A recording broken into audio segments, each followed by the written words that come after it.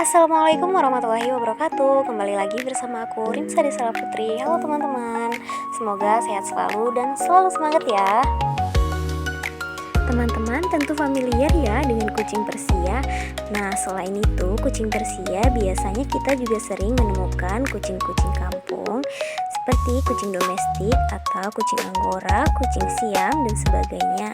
Aneka jenis kucing ini menunjukkan adanya keanekaragaman makhluk hidup di bumi. Kira-kira kenapa ya makhluk hidup bisa beragam? Kita akan mempelajari secara lengkap di video kali ini. Jadi video ini kita akan mempelajari tentang keanekaragaman hayati. Simak terus videonya ya. Nah teman-teman, keanekaragaman hayati atau biodiversitas merupakan keanekaragaman yang ada pada organisme pada tingkatan gen, spesies, dan ekosistem. Ketiga tingkatan keanekaragaman hayati tersebut saling berhubungan sehingga tidak bisa dipisahkan satu sama lain. Di video kali ini kita akan membahasnya satu persatu. Pertama, keanekaragaman gen. Gen adalah substansi kimia sebagai faktor penentu sifat keturunan. Setiap individu tersusun atas banyak gen. Bila terjadi perkawinan atau persilangan antar individu yang karakternya berbeda, maka akan menghasilkan keturunan yang semakin banyak variasinya. Hal ini terjadi karena pada saat persilangan akan terjadi penggabungan gen dari masing-masing individu karena akan terbentuk variasi. Variasi yang menyebabkan keanekaragaman semakin tinggi. Contoh keanekaragaman gen misalnya terjadi pada spesies siput Septia nemoralis. Meski dalam spesies yang sama, namun siput memiliki warna cangkang yang berbeda. Jadi, siput pada gambar berikut memiliki keanekaragaman tingkat gen dalam hal warna cangkang. Contoh keanekaragaman gen lainnya adalah pada buah pisang. Kita mengenal adanya varietas pisang. Meskipun sama-sama buah pisang, tetapi bentuk ukuran buah pisang tersebut beraneka ragam. Kedua, tingkat keanekaragaman jenis. Jenis atau spesies merupakan individu yang mempunyai persamaan morfologis, anatomis, fisiologis, dan memiliki kemampuan untuk melakukan perkawinan dengan sesamanya.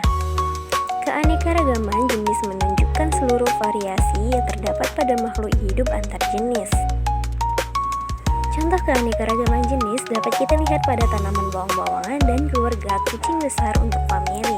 Bawang-bawangan atau Amiralidaceae kita mengenal bawang merah Allium cepa, Var agreatum bawang putih Allium sativum, dan bawang bombay Allium cepa untuk pemilik kucing besar atau Felidae, seperti singa Panthera leo, harimau Panthera tigris macan, dan onca.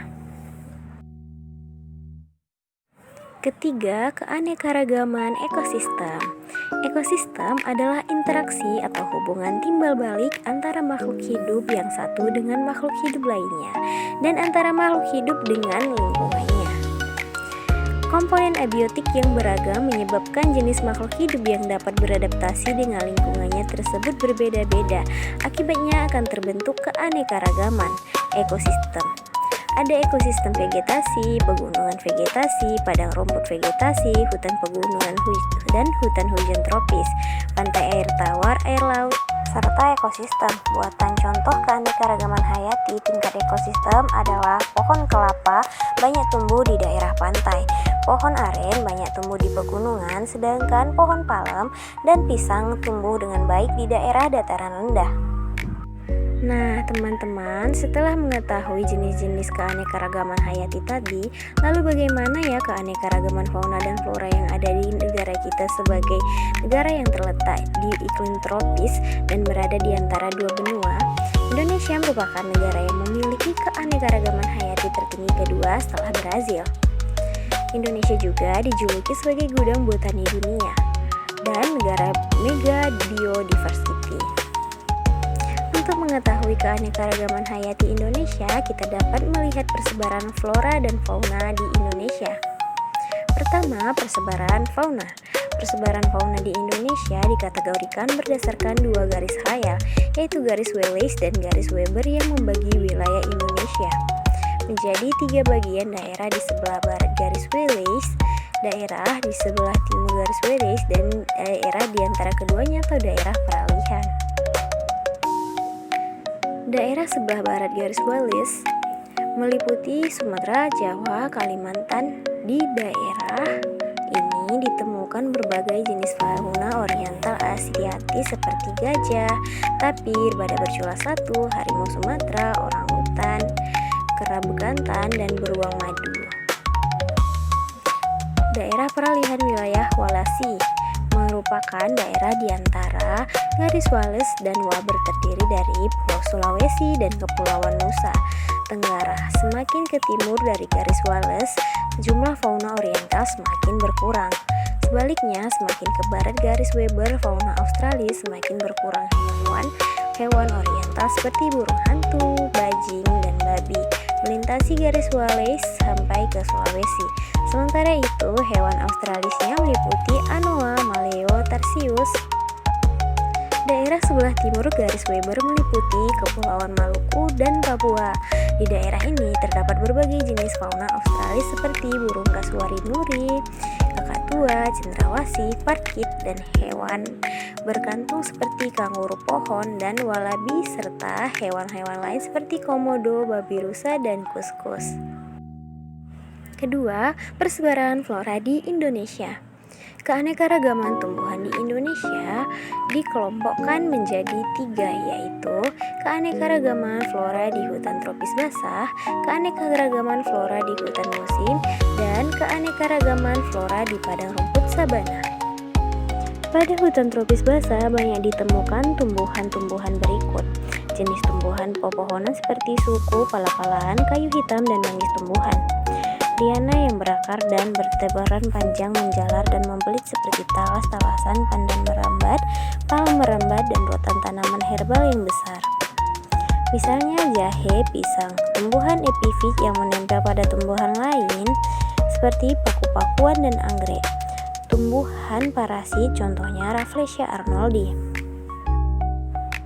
Pada hutan musim didominasi oleh tumbuhan yang menghasilkan kayu minyak dan makanan seperti pohon jati cendana, kayu putih, kemiri, dan asam. Sedangkan di lahan sabana banyak ditemukan tumbuhan lontar pohon, gebang akasia, dan kaktus. Pada era ini, manusia sudah mengikuti perkembangan industrialisasi untuk memenuhi kebutuhan hidupnya, sehingga banyak aktivitas yang tidak disadari dapat mengancam kelestarian keanekaragaman hayati.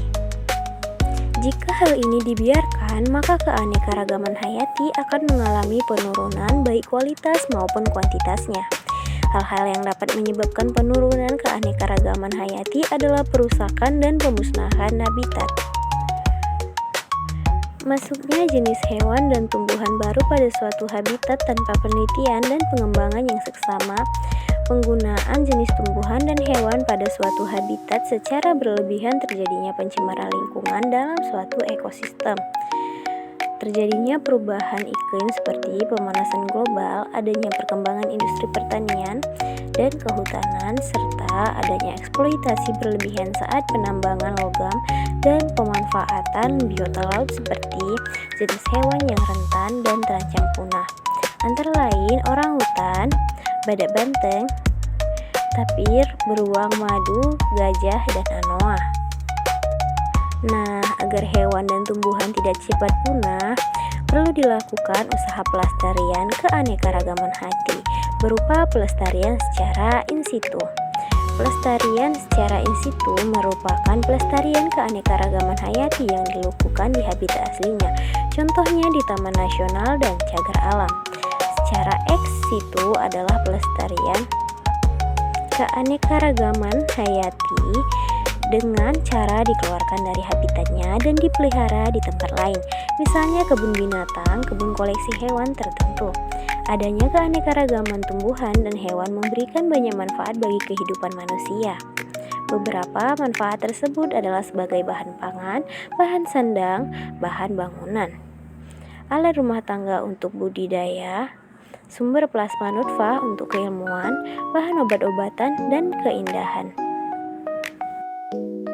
Sumber bahan pangan atau makanan dari berbagai jenis tumbuhan dan hewan diantaranya misalnya bahan makanan pokok seperti padi, jagung, gandum, sagu, dan ubi. Lauk pauk misalnya ikan, ayam, sapi, kambing, dan udang. Sebagai sayuran misalnya seperti bayam, kangkung, kubis, dan lainnya, serta buah-buahan, bahan sandang atau pakaian yang berasal dari berbagai jenis tumbuhan dan hewan, antara lain kapas ulat sutra dan rambut domba. Beberapa jenis tumbuhan yang dapat digunakan sebagai sumber bahan bangunan antara lain adalah rumah tangga seperti pohon jati, mahoni, bingkirai, sengon ulin, pohon kelapa, dan bambu. Berbagai hewan dan tumbuhan dibudidayakan manusia sebagai sumber pendapatan budidaya tersebut, misalnya dengan memelihara ayam petelur, ayam pedaging, sapi, dan perah, perikanan air tawar. Sedangkan budidaya tumbuhan seperti tanaman, buah-buahan, sayuran, rempah-rempah, tanaman hias, dan tanaman perkebunan. Plasma nutfah merupakan substansi pembawa sifat keturunan berupa organ utuh atau bagian dari tumbuhan atau hewan yang dapat dimanfaatkan untuk menciptakan organisme unggul yang baru. Plasma nutfah akan mempertahankan mutu sifatnya, misalnya padi. Rhizolele akan mewariskan sifat pulen dan rasa enak dari rozelele kepada generasi berikutnya. Singkong mentega akan menurunkan sifat singkong mentega. Ubi jalar cilembu akan menurunkan sifat-sifat ubi jalar cilembu. Begitu juga kelompok-kelompok tanaman atau tumbuhan lain dalam menurunkan sifat-sifatnya seiring berkembangnya ilmu pengetahuan dan teknologi. Perkembangan hewan dan tumbuhan dapat dilakukan dengan metode-metode mutakhir dan akurat seperti kultur jaringan pada tumbuhan atau cloning pada hewan. Contoh pemanfaatan tumbuhan dan hewan sebagai obat-obatan antara lain buah mengkudu bermanfaat untuk mencegah dan mengobati penyakit tekanan darah tinggi dan diabetes. Tanaman kumis kucing bermanfaat untuk menghancurkan batu ginjal. Cacing tanah untuk mengobati penyakit tifus. Beberapa tumbuhan dan hewan dapat dimanfaatkan keindahannya seperti tanaman anthurium, tanaman hias monstera adansoni, dan burung murai batu. Nah, teman-teman, itulah keseluruhan pembahasan kita tentang keanekaragaman hayati.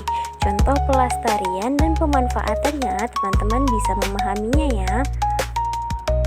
Oke teman-teman, demikian pembahasan kita tentang keanekaragaman hayati. Terima kasih sudah menonton, semoga bermanfaat. Bye-bye.